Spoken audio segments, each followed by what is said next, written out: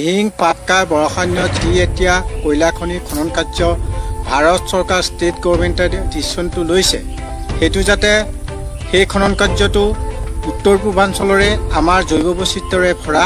সেই ঠাইখনত কোনো কাৰণত এই কয়লা খনিটো যাতে উদ্ঘাটন কৰিব নালাগে আৰু যাতে জলবায়ু পৰিৱৰ্তন পৰা পৃথিৱীক প্ৰদূষণমুক্ত কৰিবৰ কাৰণে সেইটো বন্ধ কৰিবলৈ মই ভাৰত চৰকাৰ ষ্টেট গভৰ্ণমেণ্টক